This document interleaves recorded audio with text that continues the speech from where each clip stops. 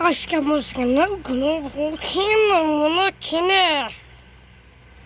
So guys, ano rank yun na ba sa mga bedwars?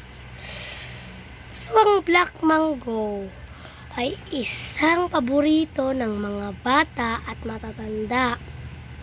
Isa na rin ako doon. Ako ay naglalaro ng bedwars at ako ay Dragon Hunter rank.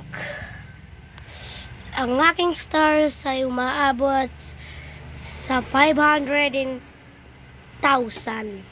So, yun lang guys. Bye-bye.